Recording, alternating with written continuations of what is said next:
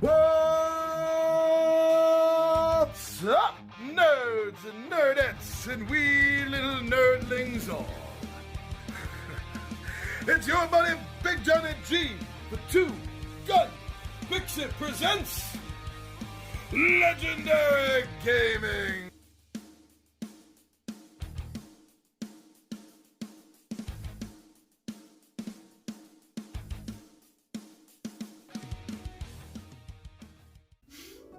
Do you like fantasy? Do you like knights? Do you like dragons? You might like today's video. We're going to talk about something here today that I hope if you're at least somewhat minded like me, you might enjoy this. This was a gift from one of my many sisters when she found out that this was a Grail game I had always wanted but never had. And she got it for me as a Christmas gift. So we got a chance to play a little bit, and I want to tell you why I like this game and why I'm so happy that it's in my collection now. And that game, going back old school by TSR, Knights of Camelot. And Restoration Games, if you're watching this video, hint, hint, hint. All right, everyone, I'll see you down at the round table.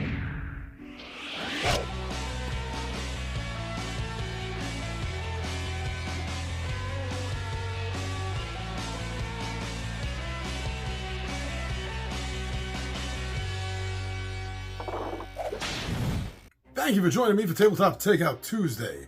Now, first of all, I just want to say that we had a problem. I already filmed this once. And that was actually a couple of weeks ago when I finally went to go edit it, and I noticed the sound was all no good. Screechy, then it dropped out. I don't know what the problem was. So I had to do it again. And unfortunately, the shirt I was wearing at the intro is in the laundry. So please excuse, but I kept it, opening was by Guy Gax's Beard t-shirt that we have and sell over at the Two Gun Pixie Zazzle store. So I kept it within the whole D&D theme with the Dungeon Master's Guide.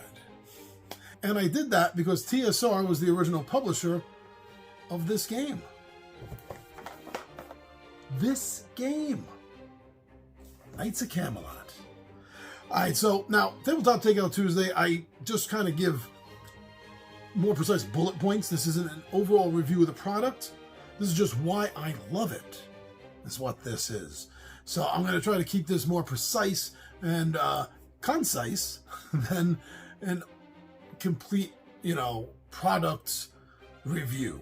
All right. So, and just to make sure that I keep myself precise, I got notes right here. So please pardon me if you see me look down every now and then. All right. Now, the first thing that I love about this game is thank you. There aren't enough, and I know I've talked about this, there aren't enough King Arthur-based board games out there.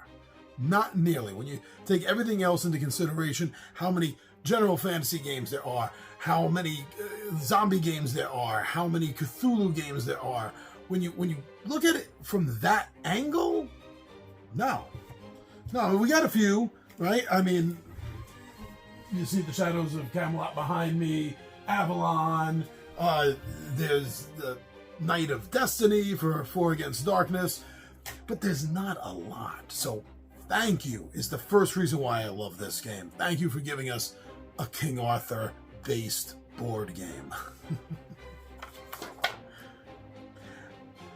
The gameplay is a huge reason why I've turned into a huge fan of Knights of Camelot. Now you see, the game involves an unfolding story. The story of you, the young knight errant, who wants to become part of King Arthur's court. You want a seat at that round table. But to do so, you got to make a name for yourself. You got to go out and have adventures. You have to earn, no, not quite experience like in Dungeons and Dragons, but you're working on your chivalry and your virtue is what you're working on. Now, this game unfolds, and it is so true to its source material, which is directly Mallory's Le Morte d'Arthur. But not only that, it also brings to it the entire feel of that lost genre of medieval style storytelling. You know, when you think of Le Morte d'Arthur, or when you think of the Canterbury Tales, there's a certain way of telling stories. There's a certain way things that happen in stories and the way they unfolded that just doesn't happen in modern day fantasy. You know, it's not the way Tolkien would write a story, or Robert E. Howard would write a fantasy story. It is different, and this game captures that. It totally brings you right into Chauncey and Mallory's mind, their world, as their mind as authors, as writers. That's what it brings you right into. It makes you feel, literally makes you feel like you are a knight living during Arthur's reign. The way everything unfolds in this game. You go from, and it's sandbox. This game is completely sandbox. I mean, you can only go certain places within the British Empire and neighboring, Great Britain and Ireland, Scotland, Wales, a little bit of France, Rome, and then the fairy realm, of course. Now, that's another thing, is this game, because of its source material, it blends in, as the early writers did of this, it blends in an entire Christian, pagan feel right into it, which is right where this story is, time-wise.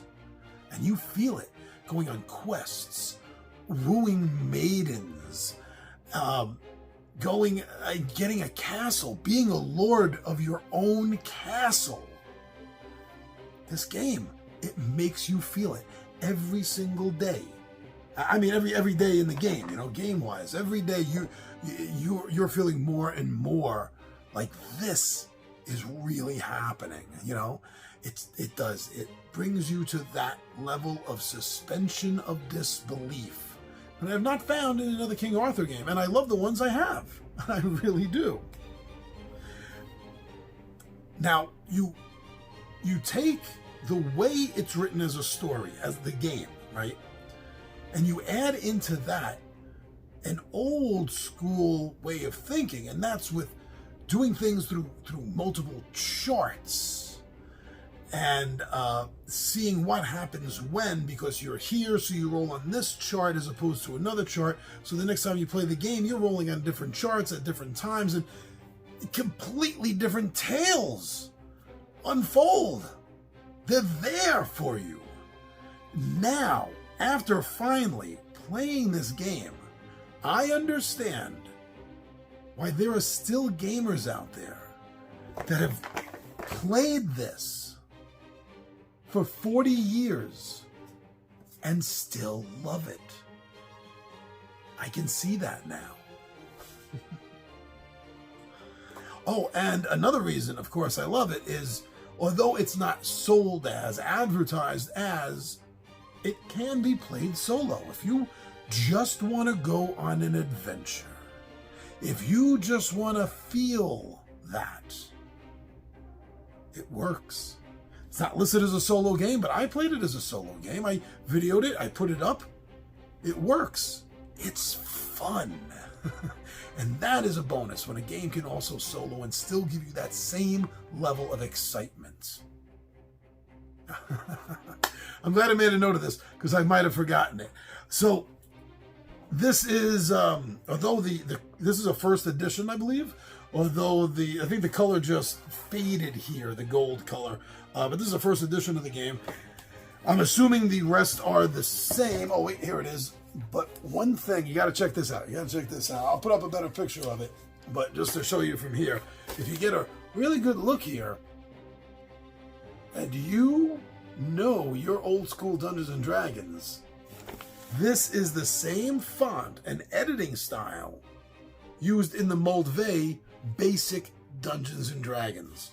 And I mean, because I'm an old D&D head and I grew up with that book, this sucks me in even more because it is so familiar. The setup of the chapters, the font, it's the same thing that I remember growing up with back in 1980. And not only that, but they use a lot of the old school original gang D&D artists from that same time period, right? Jeff D, David LaForce, David C. Sutherland III.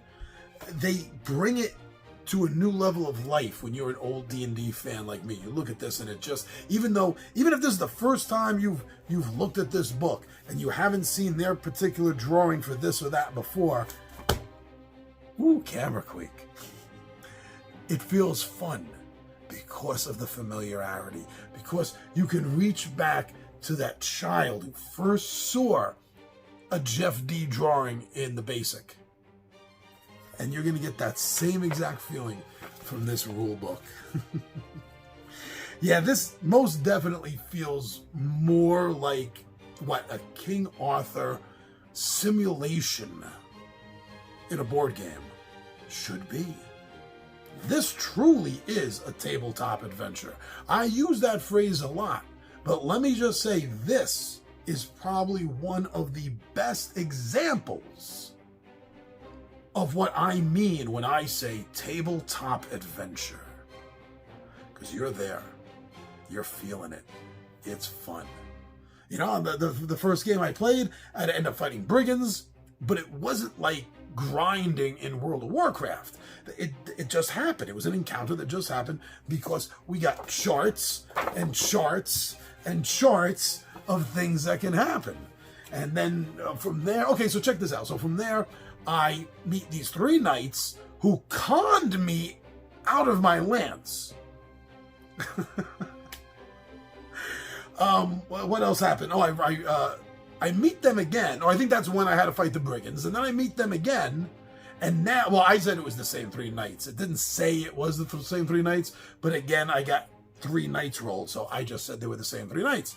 And now all of a sudden they're like all friendly with me. I guess I passed the test of friendship or something because I let them con me. You know, however you want to work the story out in your head. And they're like, listen, Sir Galenor, we are going up to meet a baron who has been, him and his land been hassled by these blackguards. Would you care to join us on our quest? We find you worthy. I'm like, yeah, that's what I want is quests. And then while we're on the quest, now check this out. This is what I meant earlier when I said it feels very Mallory, Chauncey, that medieval style storytelling. While we're going there, a talking dog comes up to me with another quest to go help them find a magical animal that's lost. Now, I couldn't take both quests at once, and I thought it was more important to go do this for the Baron, that it might help me,